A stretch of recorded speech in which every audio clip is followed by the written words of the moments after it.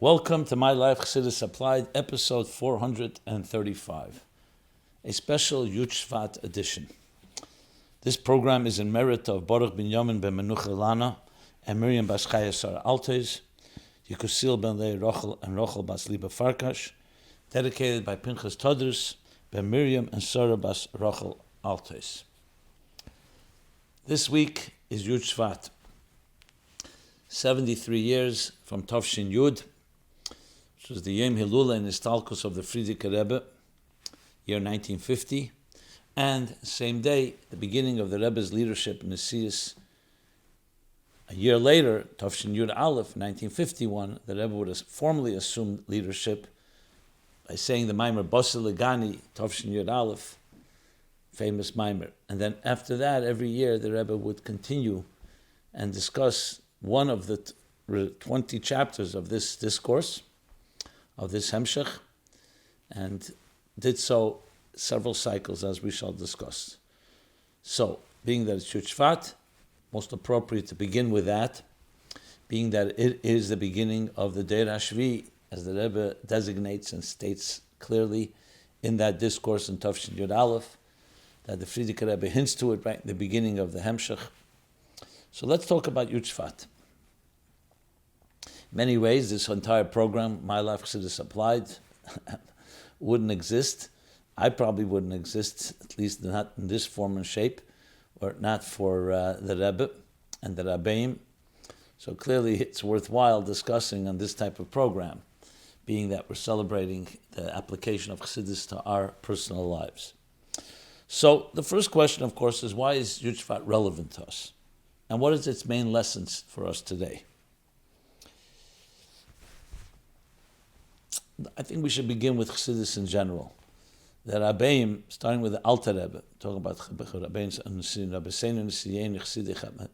Nesiyin of Chabad, begins with the Alter Rebbe, who was himself a student of the Maggid, who was a student of the Baal Shem Tov. What did Chassidus come to bring to the world? So there are two main points that are addressed when that question is asked. The Rebbe has a classic sikha in Chelik Tezvov, Likutei Sichos, Yutas Kislev.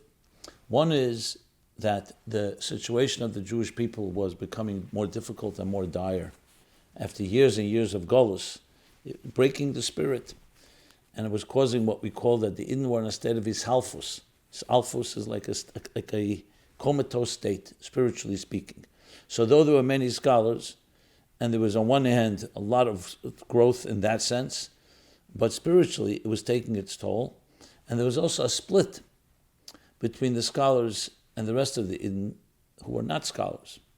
The neshama of the Id was revived through Yisrael, the name of the Baal Shem Tov, and when you call someone by their name, it draws out the energy from the Etzaman Nefesh.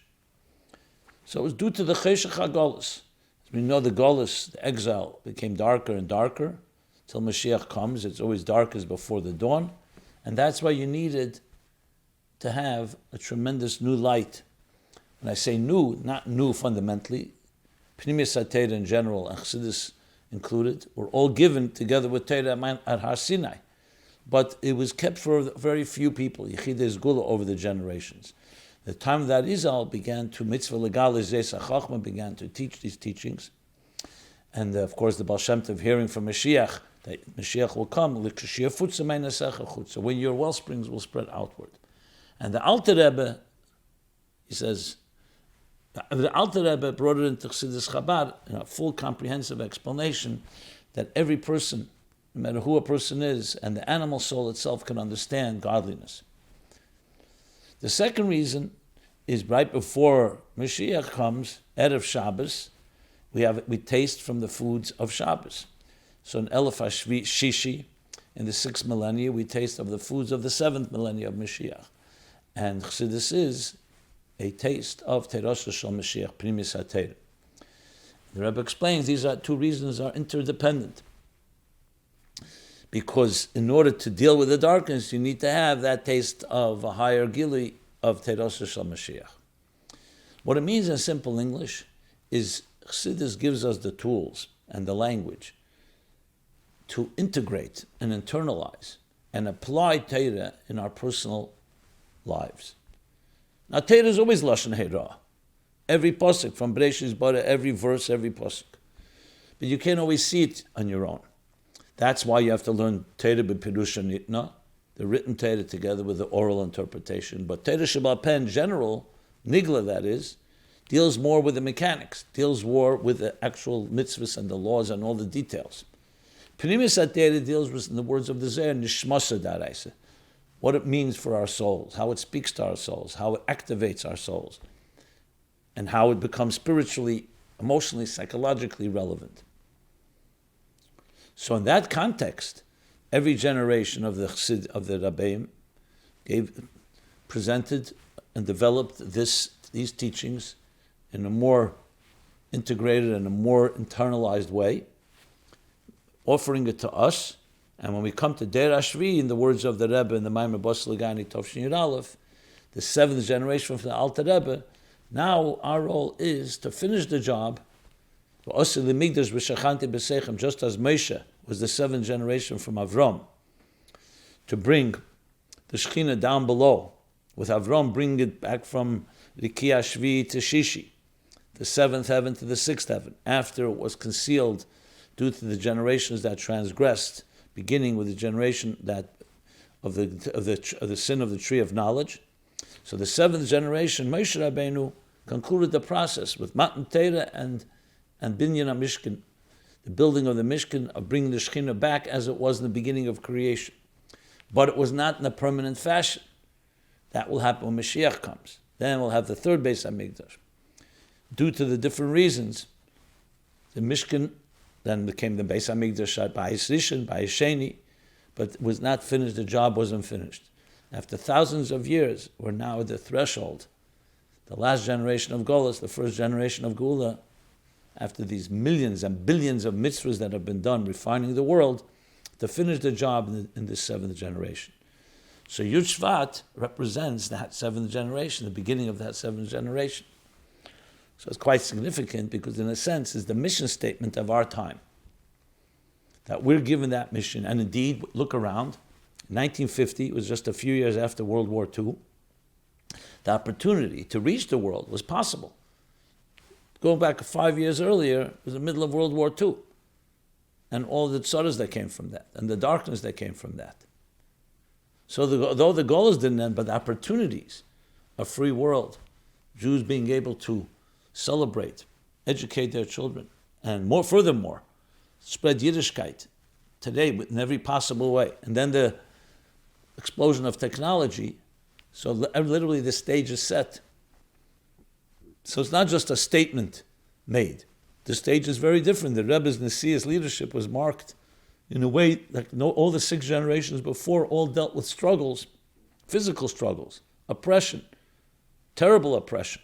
Time of the Alter Rebbe, all the Rabbeim, and the Frierdiker Rebbe. It was only right after World War II, and ever since, we have the opportunities we have today. Not just to protect ourselves, but to bring light to the entire world. So indeed, Yud Shevat represents the beginning of that new stage, which would ultimately lead to the Geula Amitis V'Ashleim, as the Rebbe explains in later sichos, especially after 1988, Tovshin Memches, Memtes, and Nun Aleph, Nun Beis, where the Rebbe explains the different kufas in after Yud Shevat itself, that ultimately leading to the work being done, and we can open our eyes and experience Geula in our lives. So that's our job, is to finish those last steps, as the Rebbe said. I did everything I can, now do what you can. Do everything you can. Tutal v'sikent. So in Yud Shevat, that's our mandate. And that's what we have to renew our histalkus, our connection to the Rebbe, to the Rabbeim, and to the mandate they gave us, to the shlichus, the mission that they gave us. What are we doing to finish the last steps of transforming this world and making it into a dira b'tachtenim, v'shachanti b'seichem, a home for the divine? And each one of us has to look into our own hearts and souls and see, what are we doing? What can we do more? And the fact that we say, well, all these years have passed, it's not happened yet, that's up to us. And the Rebbe made it clear, I'm giving you the keiches, he said. Didn't say those words, but he said the words that do everything you can, that means I'm giving you the koiches to do everything you can. So Yud Shevat is the day of the year when that mandate stands so prominent. And indeed, as someone asked, so what is the primary theme of Basi L'Gani in general, and specifically this year's chapter 13, and the Rebbe's key additions in Tovshin Chav Gimel and Tovshin Mem Gimel, 5723 and 5743. With Yud Shevat coming up, can I ask Rabbi Jacobs to give a short synopsis of the Basi L'Gani maamar of the Frierdiker Rebbe and to discuss some chidushim the Rebbe added to the maamar during the years he would expound on the maamar? Thank you. Okay. So indeed, when you look at Basi L'Gani, it's exactly this theme that we've been discussing. So the Hashgacha Pratis is beyond words, because remember, just to give a little history,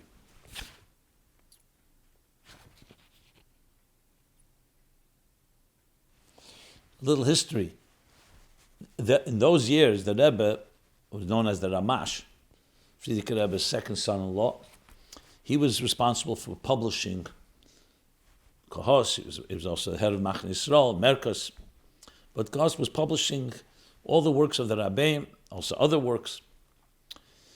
So every week, a kuntres was published, a pamphlet was published with maamarim of the Frierdiker Rebbe. In those years, the Frierdiker Rebbe wasn't delivering maamarim in speech, and it wasn't new maamarim. So this maamar, so every week, and for every tkufa, I wouldn't say every week, but for every period in time, the Rebbe published a maamar. For that week was Yud Shevat. Yud Shevat is the yard site of the grandmother of the Frierdiker Rebbe, the Rebbe Rivka. Rebbe Marash's Rebbe. So the Rebbe gave out a kuntres, was the maamar from Tafresh Pei Gimel, Shabbos Pasha's boy, Vayi Be'etzem Hayem Hazeh Tafresh Pei Gimel, 1923. It's exactly that maamar, adding chapters to it. No one had known, at least not B'das Tachten, what would happen that Shabbos. That Shabbos was Yud Shevat Tovshin Yud. Friday night, when they were sitting and learning the maamar, people noticed that the Yud in Shlita was missing. In the kuntres, there was always a Pesach Dover, Hagdama, like introduction, and the Yud was missing. Okay, it's a typo. But it was a Yud, the Yud of Shlita. The next morning, a little after 8 a.m., was the histalkus of the Frierdiker Rebbe. We also know that the last year, from around Tovshin Test sometime, Frierdiker Rebbe began writing his second name. When he would sign his name, the second name, both I would start with a Yud, the second Yud he would make larger and larger. And they literally have images of how the Yud became larger. It was literally like a full, like almost a ksavash, like what you write in a Sefer Torah. Yud, usually in writing, you just make a little dot, or a little short line. Here it was written out with a kreitz on top and a kreitz on the bottom, and a filled-in block in the middle. The Rebbe wrote that he didn't hear a reason for it. But in Tovshin Nun, actually, the Rebbe explains that Yud is connected, of course, to Yud Shevat. Tovshin Yud, the Rosh Tevis of the Frierdiker Rebbe's name. Yud is also the completion of a cycle. And in this case, the 30 years of the Frierdiker Rebbe's leadership, from Tafresh Pei to Tovshin Yud. And so many other things connected to Yud. And Basi L'Gani, therefore, became actually the maamar that was learned on the day of the histalkus. And the Rebbe took it very seriously that way. So the next year, when he said the maamar, he said, this is the maamar that was given out for publication, the last maamar, and he began his first maamar with the last maamar of the Frierdiker Rebbe. Now the kontresim continued to come out. There were 4 kontresim that came out. 4 kontresim, one for Yud Shevat, one for Yud Gimel Shvat. First 5 chapters was the Yud Shevat maamar, then Yud Gimel Shvat, and then Purim, and then Beis Nissen. And that added up to 20 chapters. And then the Rebbe, every year after that, began explaining each year the respective chapter. So the first year was, of course, the general Basi L'Gani Tovshin Yud Av, Tovshin Yud Beis was chapter 2, Tovshin Yud Gimel was chapter 3. When the Rebbe finished in Tovshin Chav Tes was chapter 19, Tovshin Lamed was chapter 20, So everyone wondered what would be in Tav Shalom at Aleph, and the Rebbe began the cycle again. And he went through the second cycle almost completely. Tav Shem Ches was the last maamar, chapter 18, the second cycle that the Rebbe said Yud Shevat. So Chassidim continue that cycle every year. So this year corresponds with chapter 13. So firstly, the central theme of Basi L'Gani is exactly what I said before. Basi L'Gani achesi kalo, that come to my garden, my sister, my bride. And the Medrash says, it doesn't say L'Gan. It says L'Gani, L'Gnuni, to my bridal chamber. Gani, mine, my garden. Because why? Because the Ikar shechina b'tachtenim meisa. That the divine presence, the primary divine presence, was down here on earth when God created the world. And then, through the Chet Eitz Hadas, the sin of the tree of knowledge, it caused a Stalkers shechina. The shechina became concealed and went from the earth to the first heaven. The next generation of transgressions to the second heaven, all the way till the seventh heaven, which really means 7 levels of concealments. And Avraham Avinu reversed the process. He began to illuminate the world, to bring the shechina back, the presence of the divine. Basically, dissonance was born and created, and Avraham Avinu began to reconnect existence with his very purpose, existence with his creator, the machine with its engineer, cosmic engineer. And then every generation after that, 7 generations, Yitzchak, Yaakov, all the way to Moshe, the 7th generation from Avram. So this Basi L'Gani captures the central mission of life in general, to transform this material world and make it a mishkan, a dwelling place, a domain, a home for the divine. And how do you do it? By making a mishkan. And he continues on. That's what v'shechanti b'seicha means. How do you build a mishkan? Through karbonis, was the primary work in the mishkan. What's karbonis? Taking from our animal soul, odem kiyakri mekem, and offering it, bringing it close, kiruv, carbon, from the word closeness, by elevating this world and elevating ourselves and the world around us, the material world, to a mishkan, to be a channel, a vehicle, a home for the divine. Then he goes on, how the mishkan was built. Atzei shittim, cider wood. What's Atzei shittim in Hebrew? Shittim is from the word shtus. Shtus means like insanity, or it can be nonsense. It could be shtus of the umazeh, of the negative. And you transform that to shtus de kedusha, to a holy insanity, to a holy, tremendous power. And the same thing, kroshim. The kroshim, what would build the beams in the temple, kroshim has the letter sheker, the falsity of this world, and transforming it to the emes of godliness. And who does this job? That's the tzivus Hashem, the army of Hashem that does this job. Because who builds the Mishkan? The Eden build the Mishkan through their donations and them building it, and also Naveda building it through our own personal lives and the world and transforming the world around us. And then he goes on to speak about how these tzivus Hashem are empowered. He gives the classic example of a king who splurges all his treasures, even the ones that were concealed forever, that nobody ever saw. He gives it to the simple soldiers through the ministers in order to win the battle. Midas HaNetzachim reaches the deepest place. What battle? The battle against Shtus de Lomazeh, the negativity of this world, to transform it. And that's the eitzes, the treasures that he gives us. And he himself also puts himself on the line, sacrifices himself in this battle. The battle is fought by us. And as the Rebbe explains in his maamar, who is us? The Deir Ashvi. As he says, I mentioned before, he hints to in the beginning of the maamar when he said Moshe is the 7th generation, he says, Kol Shvi and Chavivin. And all 7s are precious. And same too, we are the 7th from the Alter Rebbe to finish the job of bringing the Geula. So we are those soldiers, and we're given these eitzes, these tremendous treasures and resources and tools. And then the continuation of the Hemshech is, what are these treasures? So he explains, Eirein Sof is Lamaila Aden Ketz or Lamata Aden Tachlis. Lamaila Aden Ketz is the Helam Acher Helam, the concealed treasures that are given for only one reason, for us to do the job down below. It's not given to higher levels, to the higher levels of histalkus in the higher worlds. But to understand L'mayla Adain Ketz, he explains L'mata Adain Tachlis first. L'mata Adain Tachlis is the koyach hagilui v'hispashtus, the divine revelation, extension, and expression in existence. And that's the theme of chapter 13. How that divine expression in a state of divine and maintains its Ein Sof quality, its infinite quality, permeates to the lowest levels, even the deepest klippus, even the darkest of the dark. Why is that critical? Because you said the whole hemshech, the whole purpose of it is to transform this world and make it a home for the divine.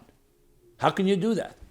When this world is a hell and v'hester, a completely dark world, cheshech kafel mechupel, double darkness, mali klippus v'sitrachna, full with all kinds of negative energy, corrupt energy, decadence, antithetical to everything that's divine.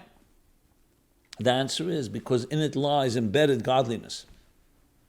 Then we'll learn in it is also the power that comes from the helam acher helam of L'mayla Adain Ketz. But now we're talking about Mata Adain Tachlis. And that's the theme of chapter 13. And its connection to the entire theme.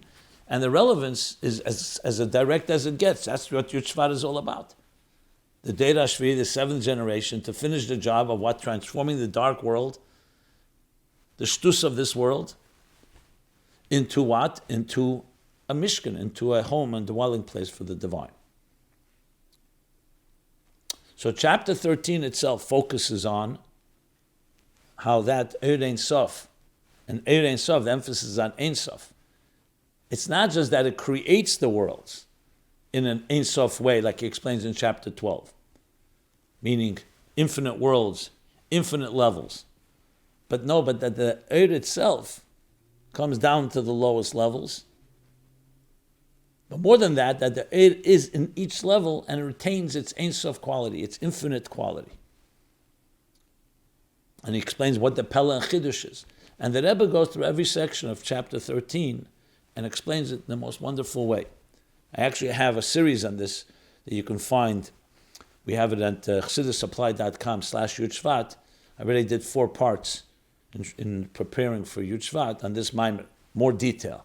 But briefly, I'll just break down since this is a Yud Shevat program, just break down the sections.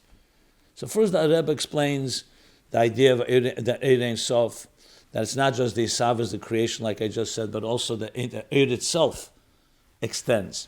So you could say the Ein Sof remains above and it creates the worlds. No, it enters the worlds. Eir Ein Sof L'mata Adain Tachlis. It enters the worlds. And it doesn't just enter the worlds in the sense where it creates a histalkus that goes downward. It itself goes into each level and it remains Ein Sof.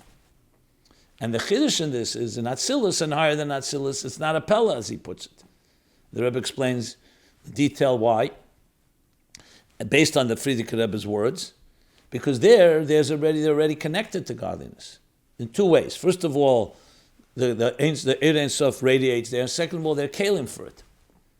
In Biyah, the chiddush is in Biyah, which is only like a lavush, a garment, not a keli. That's separate. That even a separate entity that doesn't feel godliness and it feels itself as a separate consciousness, it too carries the Ein Sof in it, in a concealed way, but it's there. Then the Rebbe explains how Bri Yitzir Asi are like one entity in this context. They all receive from Atzilus. It's just different forms. The Bina of Atzilus is in Bria. The Zohar Midas of Atzilus is in Yitzira. And Malchus of Atzilus, Eifen, is in Asiya. And then explains, and who does it? The Neshamas. So Neshamas have to have both sides to them. They have on one side, they are carriers of the divine. On the other hand, they have to go Neshamas de Biyah. It's only Yichad Bedara, the Rebbe of the generation, as the Rebbe explains, that gives us the koyach. That's a neshama of Atzilus. But most neshamas are from Biyah, because they have to engage with the world. And as he brings from the Torah of the Baal Shem Tov there, that the 3 worlds, the three levels are enlarging, neshamas, and elamus. And the neshamas are the interface to bring the godliness of higher than Atzilus and Atzilus into Biyah. So neshamas are the enlarging is higher than Atzilus, neshamas are Atzilus, and they enter into Biyah, and the elamus are Biyah. Then he continues, the Rebbe explains that section. The next section is that it doesn't just come down into Biyah in general, it comes down even to the most Gashmistic, it thickens. Because remember, we're talking about bringing the divine all the way down, down, down.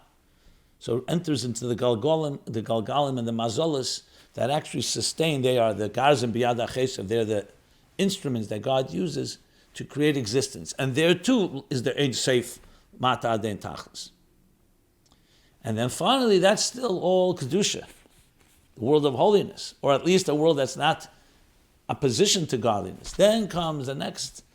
That's not enough, because we want the Ein Sof also in the darkest of the dark. So the next section goes into Parei, Li'eriv Aniyas Sisini. And not just Stam, that Parei felt he was a self-made man, even though he was blessed by Yaakov. So Yedeis Rebbeinu, he knew where his blessings came from. He denied it all. I'm self-created. I don't need anyone. The ultimate klipa. And Ivav said, me and nothing else. And even there is Ein Sof Mata Aden Tachlis. Then the Frierdiker Rebbe continues, and the Rebbe explains how this too is an Aveda, because if there's a Parei within each one of us, he explains it in two ways. One, the Bali Esek, people who do work, business. The Brachas Bichas Hashem Etasher, God blessing is the one that gives us the blessing, but a person could decide and say, like Parei. I did this all on my own, I don't need anybody. And the same thing in learning Torah. You can learn Torah and forget about God. And the Torah can go the wrong direction. So the lesson is that even there, even that darkness, there's also some Ein Sof Mata Aden Tachlis. And our job as the Aveda is to recognize through this darkness and not be trapped in that place and reveal the Ein Sof that's there. As he continues to explain in chapter 14, that the Ein Sof retains its Ein Sof quality, and therefore there's always hope. But chapter 13, main point is to show us that there is godliness everywhere, even in the darkest places. And that, of course, is a critical piece in the entire theme of the 20 chapters of Basi L'Gani, because we want it to be Basi L'Gani, my garden, as the Rebbe explained in a very classic Sikha, Tov Shalamed Beis, Yud Shevat, that the world is really a garden. What it appears is on the outer level. But where's the garden? Now we know why, because Ein Sof is there. So everything is a garden. It's just concealed. And our job is to reveal it. That's our mission. Now, being where we are now, Tavshin Pei Gimel, and this is already the fourth cycle. And with the words that the Rebbe said to us, we're talking now over 30 years ago. In Tavshin Nun Beis, Nun Aleph, that the world is ready. And we have to just finish the last drop. So clearly, the last drop takes time. Halavai didn't take so much time. But there's something we have to do we haven't done yet. And just like the Shtuz de Kedusha means you don't just say, oh, I did it. You have to always do something that is, the word insane is a negative word, but it means go beyond the rational, go beyond the logical, go beyond our calculations to push it forward. We have a big world out there, and we have all the tools we need. The stage is set. We have the Eitzes. We have the Ein Sof that's embedded everywhere. Now it's a matter of revealing it. There was a time you needed a war, an actual war, either a physical war or spiritual war. The Rebbe says the war is over. Now you have to reveal it. Revealing is a far different process than battling it.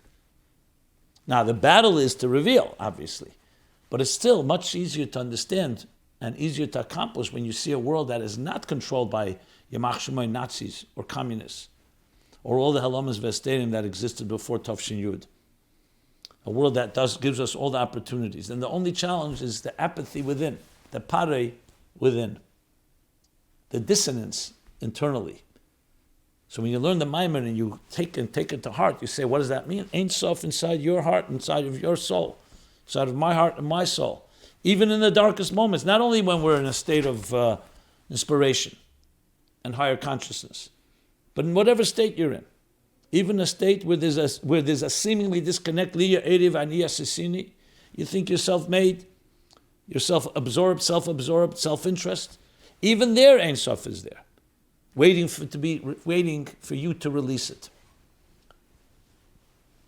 When we recognize that within ourselves and we recognize that within others, that there's that infinity, that eternity, that Ein Sof power, what can really stop any person? That's the central theme and its personal relevance of Perek Yud Gimel to each one of us.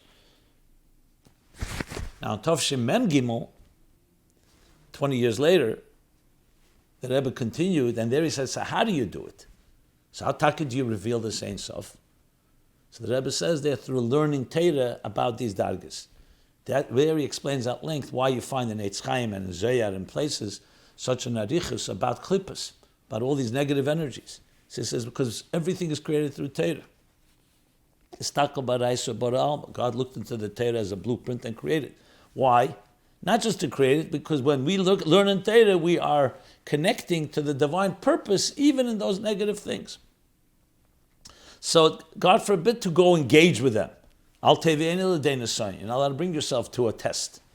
But by learning the Torah, it's like Yaakov Esav Amurim B'Parsha, by learning in the Torah and connecting our minds to the Torah of those things, of the Yaakov and the Esav, of the Parei, of all these levels of klippas, the learning the Torah, B'chemer L'Belvenim, Kal V'chemer and Libun Hilchas, learning the Torah of it, that allows us to extract the sparks, even from those darkest places.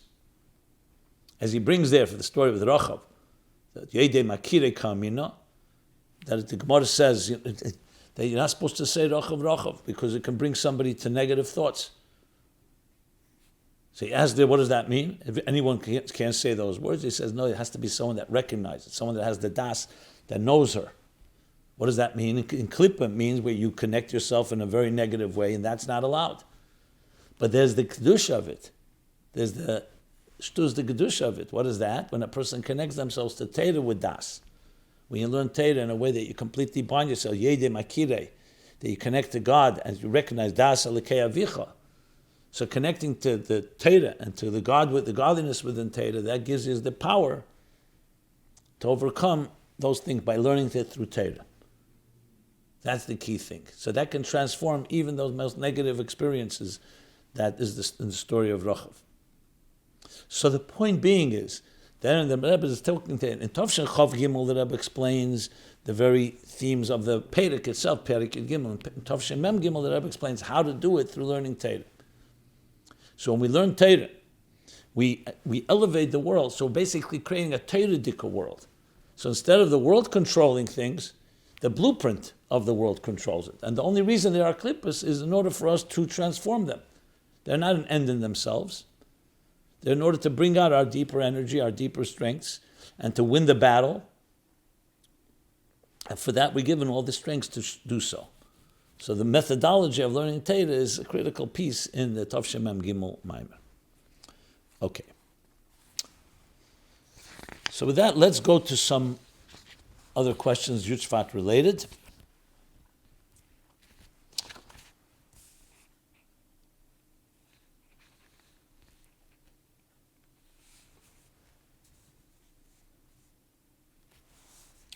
Since we're talking about the maamar of Tov Yud Aleph, so someone asked the question, Hi Rav Simon. When I was a kid, I was taught that the Rebbe is the continuation and extension of the Moshe Rabbeinu, and when he says a maamar, it is Divrei Elokim Chayim. The shechina is flowing through the Rebbe's mouth. This week, I heard your Yud Shevat Farbrengen is referring to last year's Yud Shevat Farbrengen. You related an anecdote that the Rebbe researched and prepared for maamar Basi L'Gani Tov Yud Aleph the night before he said it. How do these two perspectives mesh? Did my teachers lie to me? Was I naive to believe my teachers? Thanks, Rav Simon. No, it's not a contradiction at all. When it says shechina medaberes metergrene, that the shechina speaks through his throat, through his mouth, as Moshe Rabbeinu, this doesn't mean that the Rebbe just is passive. The Rebbeim studied Torah, Moshe Rabbeinu studied Torah, they prepare themselves to be the keli for that shechina medaberes metergrene. So this isn't some type of mechanical thing. Like it is by every person. By Rebbe, it's on a very different level. That you guide him matzasi through the work, and then you become the channel. This is true even the highest levels. That's how Hashem wants it to be. That's why the Alter Rebbe, the Rebbe, they were not born biggest Talmidei Chachamim. in a revealed way. They had the potential. They have definitely unique neshama, but they learned. They partially learned and out of it than learning. Most of the time they spent was learning. And they struggled, as they themselves say, on their level, however, whatever that struggle means.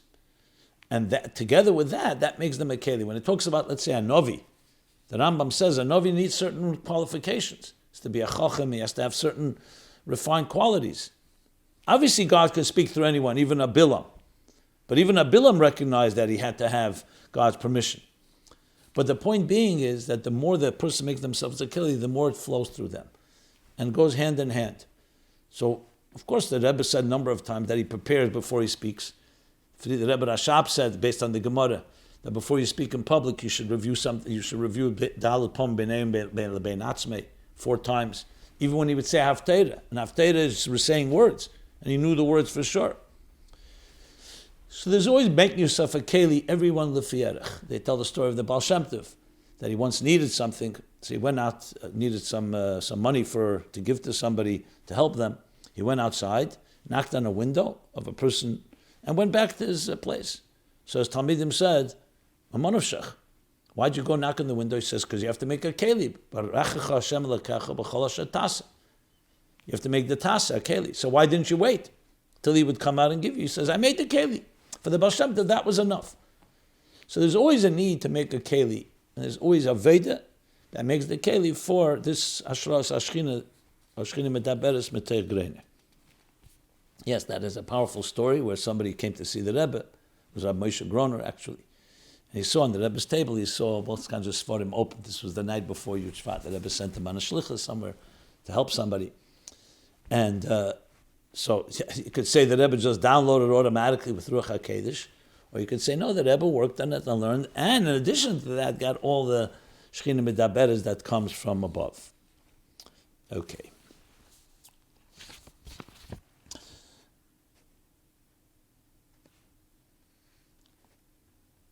Can you share some of the details around the Stalkers in Tov Yud? So, I wasn't there, but I did, of course, hear from many people.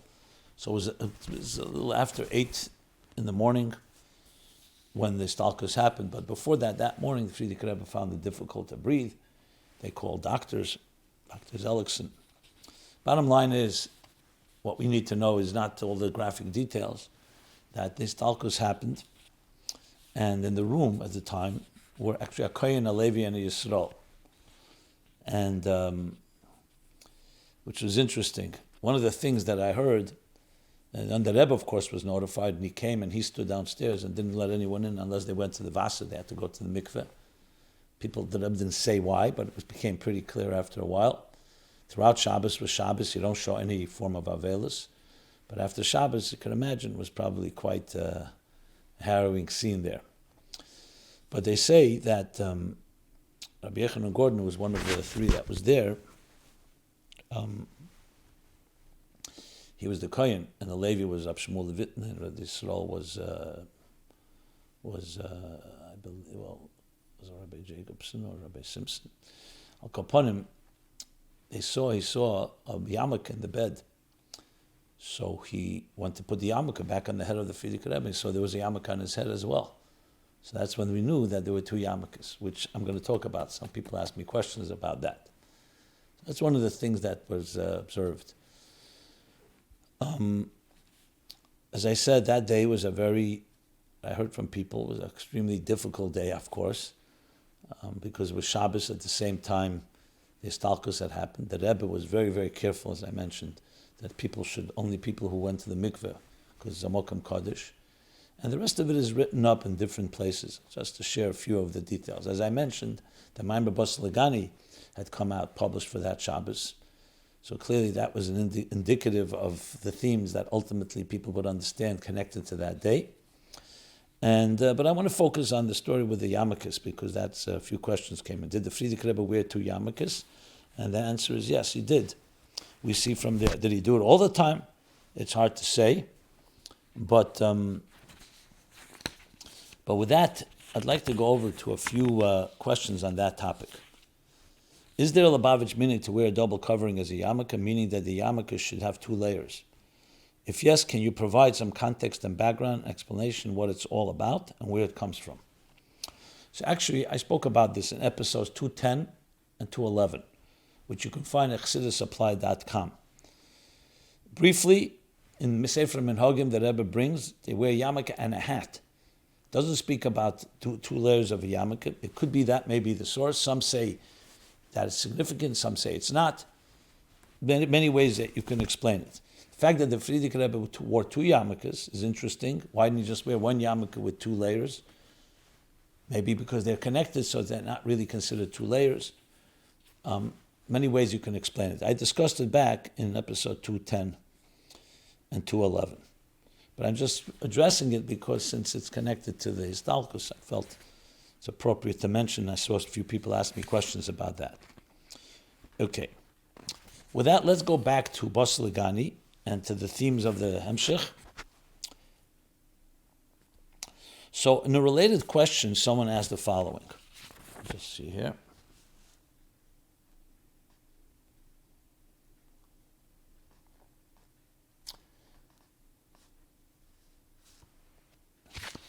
What did the Frierdiker Rebbe mean when he said we have to polish the buttons?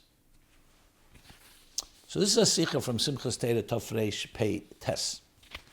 The Rebbe brings it often. There in the sikha, the Frierdiker Rebbe talks about that we're ready for the Gula and the soldiers are all lined up, and you see when soldiers are all lined up and ready to go to battle, the last thing you need to do is they go to the buttons to make sure the buttons are polished and shining. So the Rebbe explains that the Frierdiker Rebbe was saying that after all the work we've done, the last step is to polish the buttons. And for all the years, the Rebbe would say, in Tafshi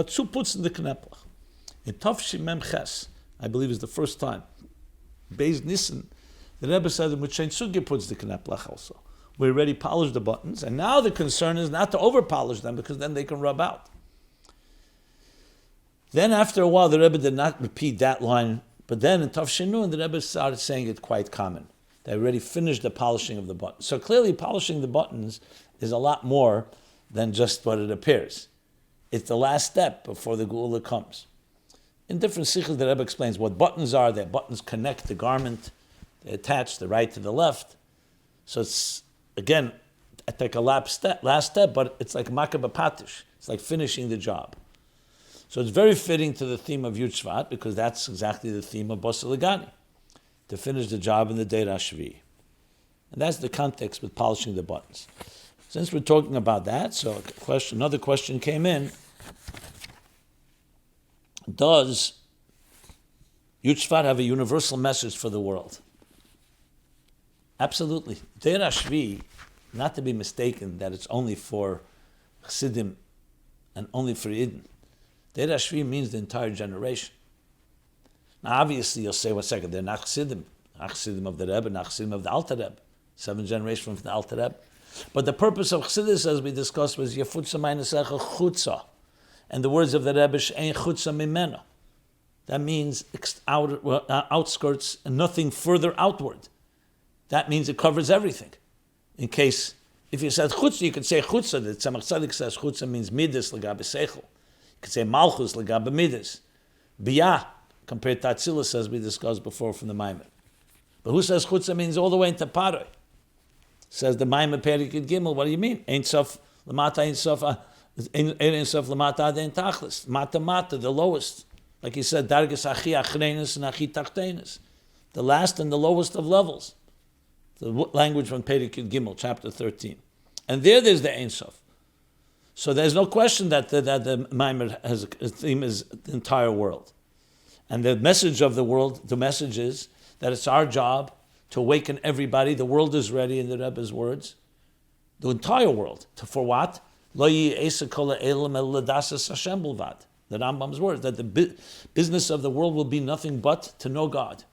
Or in the words of Yeshaya, as the Rambam concludes, Sefer Mishnah Torah, Mala Oretz Deis Hashem K'mayim Le'yam Mechasim, a world that will be filled with divine knowledge as the waters cover the sea. A world that will be filled. Now it's our job and mission, everyone who's aware of this message in Yud Shevat, to bring this to the world. 8 billion people should know in Yud Shevat that we're at the threshold, and let's do it. That's the bottom line message. Can we pull it off? That's up to you and I. So someone asked me in following that, should we encourage non-Jews to follow their religion? Hi, Rabbi Jacobson. First, I would like to say thank you for your ongoing podcast. I've been listening to your podcast every Sunday for over 5 years. Many times world events happen. I impatiently wait for your response to see how the Rebbe would look at it. I'm a mashgiach living in a small town with regards to Jewish infrastructure in Canada. From my work shlichus, I get to meet many different people from many different backgrounds. Most factories that I go to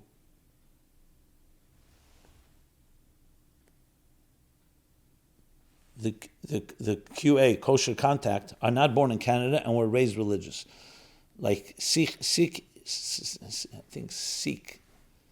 Hindu, Muslim, and Christian. Sometimes they are second generation with parents who are religious, but they are secular. Many of them tell me that they are strong in their religion before they came to Canada. They were strong in their religion before they came to Canada. For example, one Muslim from Bangladesh told me that when he is in Bangladesh, he keeps Ramadan, but since coming to Canada, he does not. Another woman who was originally from Serbia asked me over COVID if she could rejoin the church because she would be closer to God. A few Shabbosim ago, I met my neighbor in the park down the street. He told me that after watching my family keep Sabbath, he and his wife have started keeping Sabbath on Sunday, since he's a religious Christian. As a chassid of the Rebbe, how should I respond to these things? Does the Rebbe want non-Jews to be closer to their religion? The Rebbe pushed for a moment of silence in public schools. The Rebbe said that the answer for school shooting was God in people's life. I know that one of the reasons why we went to Golos is to be Or L'Goyim, a light unto the nations. I remember the story with David Chase that the Rebbe repeated at a Fabrengen, saying, through him putting on film, others went to their places of worship. Should we be encouraging others to reconnect to their religion?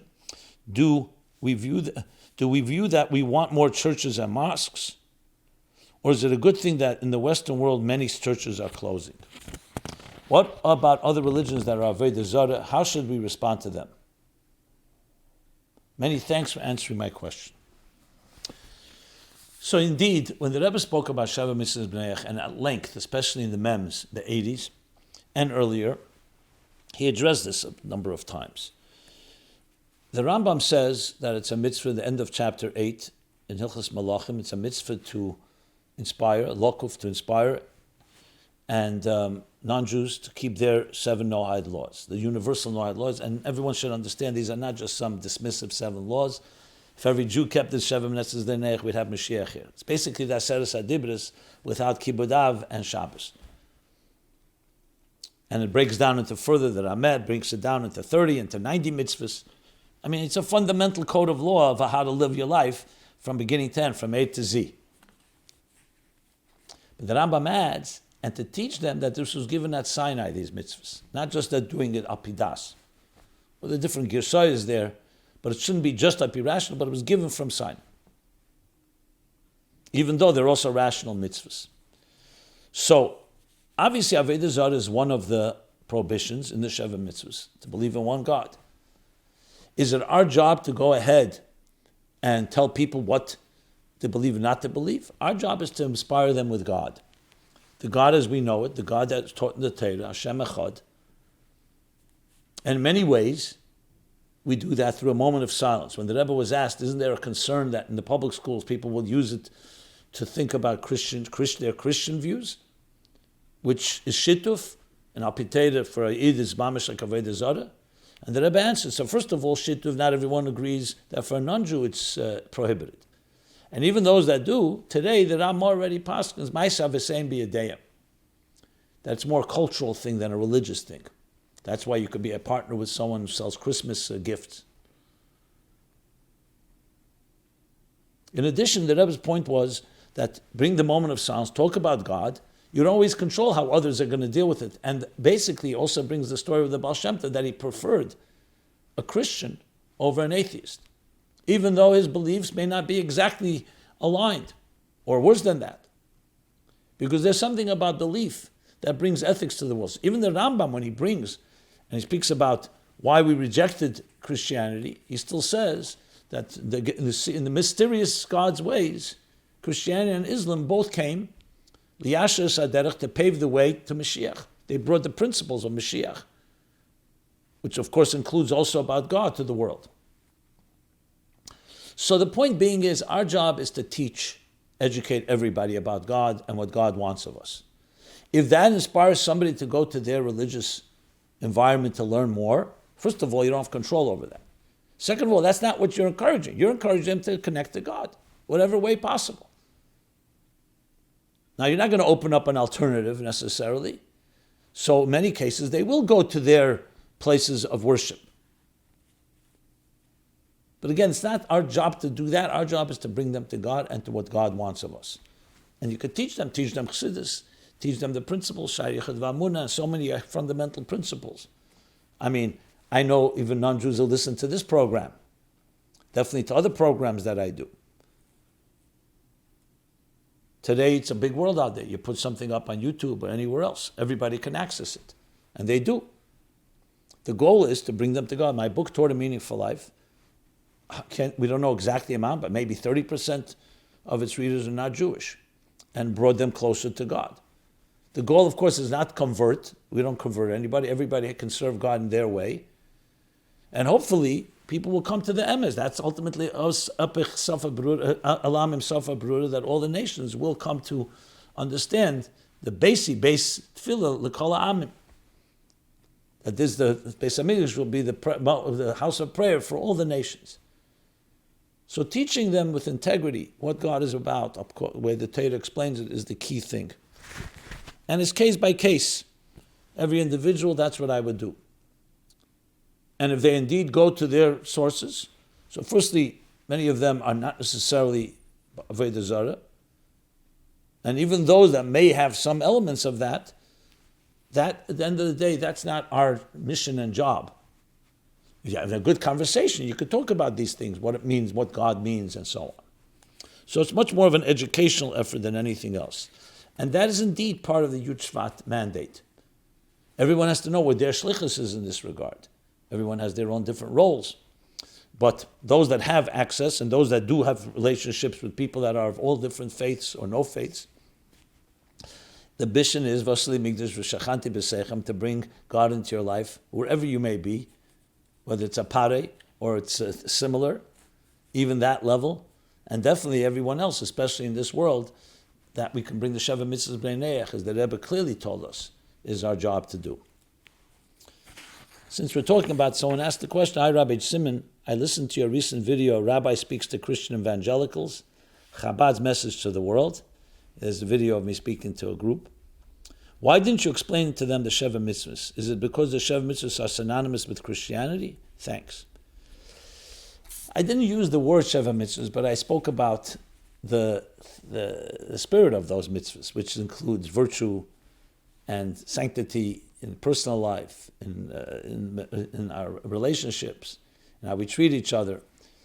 I don't remember if I had a specific reason not to use those words, but it was not deliberate, because the whole purpose of my message to them was to share with them the role that they play among all the people in the world, especially as leaders, to bring the message of God to people. And what is the message of God? The message of the Sheva Mitzvahs includes God, includes protecting life, protecting property, protecting sexuality, the sanctity of it all, property, creating laws, protecting even the Ever Minachai. So that's the central theme of it. That's, I don't think it was more than that, if I recall correctly. Okay.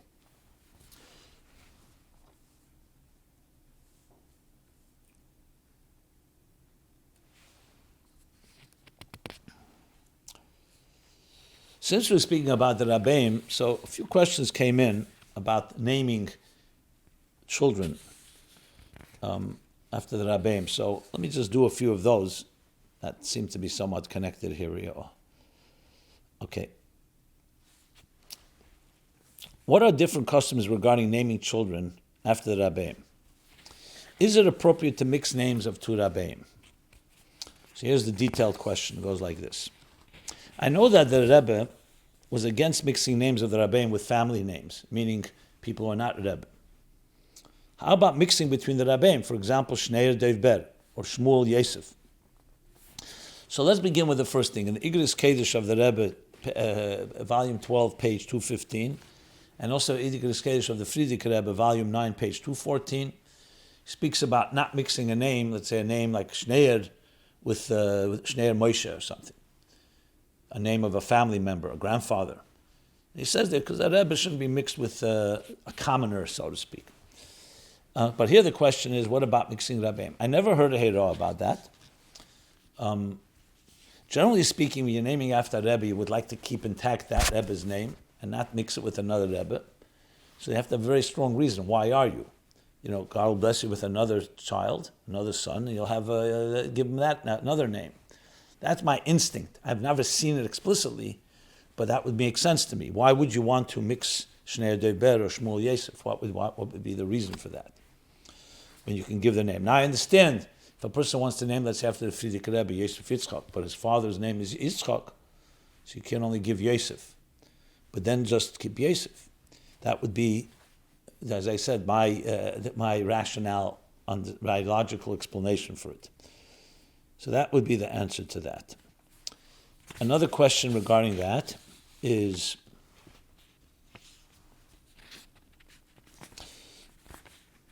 it seems like the Rabbeim use shorter names or only part of their name. But someone told me that it's for the benefits of the neshama to use all names at all times. Is that true? I'm not sure what you mean by shorter names. I mean, some people say the Rayatz or the Rebbe Rashab. That's more of an acronym. It's not shorter. When you write it out, for sure you write out the full name. How they called each other, we know that family members called sometimes by one name. They weren't necessarily called by the full name. But that's more an expression. In writing for sure their full name, when you name someone after a Rebbe, it should be, again, the full name, both names, in the case with their two names. Because that's what you're doing, except if there's circumstances where that may be a difficulty. Do I need to call my children with all the names I gave them, or can I use shorter versions? Well, minhag Yisrael, you see, people call a person, they don't always call them by all their names. Sometimes yes, sometimes not. I've never seen that. The Rebbe himself, we know he was called by the Frierdiker Rebbe and by the Rebbetzin by one name, not necessarily both names. So in speaking, and sometimes is a nickname, if you wish, or an affectionate name. I mean, their names, how they called Alter Rebbe. In writing, as I said, you write the full name. In any official capacity, an aliyah or a bracha or a mishaberach, for sure the full name. But in speaking, I don't see any issue with using a shorter version, as long as it's respectful. Is it preferable to name a child after the Rebbe's father or the Frierdiker Rebbe, being that both have the name Yitzchak? And you can't give both names. This, I think, is Tali Behergish, like the Rebbe says, Tali Behergish, Val Hergish Ein Shayalim. This is dependent on your feeling, and on a feeling you don't ask a question. Comes down to what you prefer. Some people mitzad Skashus want to give a name after the Rebbe's father, Levi Yitzchak. Some mitzad Skashus to the Frierdiker Rebbe's name. I've seen both, and it's true. Once you give one name, you can't give another child the name because Yitzchak is in both of them. So I don't really have an answer. Ask your mashpia, or maybe not even a mashpia. Remember, when it comes to names, the Rabbeim always insisted they didn't give advice because there's a mini ruach hakodesh that enters parents. They should know what's right. So I would trust the parents. Whatever you feel is right, that's what you do. I don't know if it's a right and wrong type of question.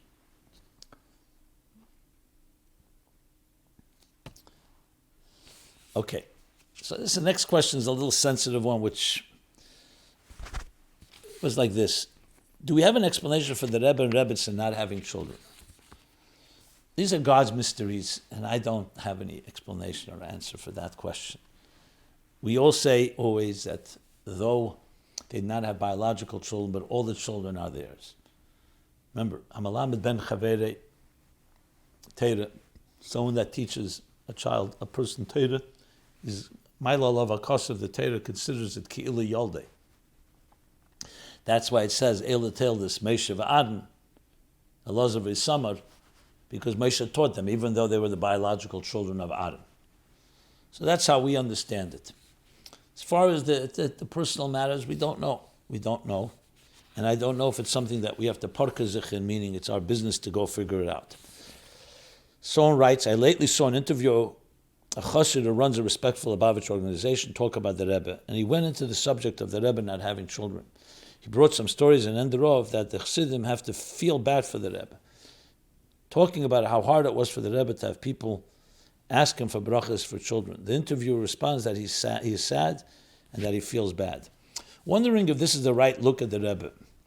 True that we have to feel for the Rebbe, but is this the outlook of a chassid? Did the Rebbe ever talk like this about the Frierdiker Rebbe? Thanks for all you do. Love listening to your classes, especially the new ones you post daily on the other channel. No, I agree with your feeling. I don't think it's our business in this regard. If you feel bad for the Rebbe, you know what you should do. Bring more children to the Rebbe. Teach more children, your own children, other people's children about Chassidus, about the Rebbe. I mean, just to say to feel bad and feel sad, that's not something the Rebbe, I think, would appreciate. And it's in general not our approach. Not because we don't have empathy, not because we're not human, and we just dismiss it. There's no question, I mean, but is it our job to figure out how the Rebbe sounds? The answer is God's mysterious ways, and we have to do whatever we can to bring every child on earth and affect every child. I think there's a story even with the Rebbetzin where she referred to the children, our children. That's the response. Now, I wouldn't sit and talk about feeling bad. That's not the way we were educated. Okay.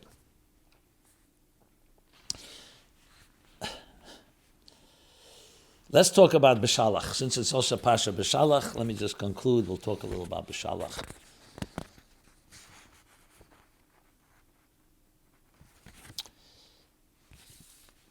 What lessons do we learn from this chapter?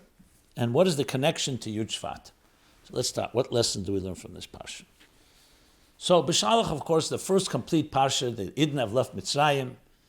Beshalach Parei Sa'am, he chased them away, but then he has regrets. And the Idn are marching, they're coming to the Red Sea, and suddenly the Egyptians they see pursuing them. So the first lesson we learn is about this story that Rebbe makes a big thing about, based on the Yerushalmi, that the Jews broke into 4 camps. One was, let's resign, surrender, go back to Mitzrayim, look. The other was, let's go to war. The third was, let's daven to Hashem. And the fourth was, nipul biyam, let's jump into the sea. They turned to Moshe. Moshe turns to Hashem. You know, it seems like, what other options? They've exhausted all the options. And God says, one word, vayisho, move forward. What are you questioning me? Took you out of Egypt, marched toward Har Sinai, then marched toward the promised land. What was wrong with their 4 approaches? Well, the approach of surrender is obviously, you're surrendering. God's taking you out of Mitzrayim. But what's wrong with davening? What's wrong with going to war? So the Rebbe explains, and the big picture is that whenever we're faced with confrontation, all of us, between a rock and a hard place, there are 4 different approaches. One is people give up. You can't fight the battle. Let me surrender. Better to be a slave in Egypt than to deal with this challenge. The second is to go to war. People just become warriors, and you spend your whole life fighting. The third is escaping into faith, into religion, to daven. But what about doing something about it, not just davening? And the fourth is another form of escapism, which is committing suicide, figuratively speaking, throwing yourself into the sea. All 4 are unacceptable because they don't deal with the real purpose of life, to move forward and fill your mission in life. Each one has a certain merit. Davening is good, but don't just daven. Fighting war at times, but it's not your whole life is consumed with fighting wars. And the other 2, obviously, they can have also, you can find something, sometimes you have to compromise something, but not in halacha, obviously. Sometimes you have to go into the yam of Torah. But the real vayisho. And the message to Yud Shevat, what's the connection, what's the significance connection to Yud Shevat? That was what the Rebbe said, Tafshin Yud and Yud Aleph. When people said, what will be now? We were given a mission, Der Ashvi, march forward. We don't understand the reason the Rebbe said it wasn't with our choice, it wasn't with our avodah, it wasn't necessarily what we wanted, but that's what has happened. Now with the Deir Hashvi, by Yisrael, we have to march forward. That's the central message of Bishalach. There are more messages, there are many different themes in Bishalach. It's just focusing on one, by Yisrael. That's an unbelievable concept when you think about it, because as I said, we're all going to be at times feel stuck. And the key is, move forward. Even if you're not in the mood, even if you're not interested, do something, do an act.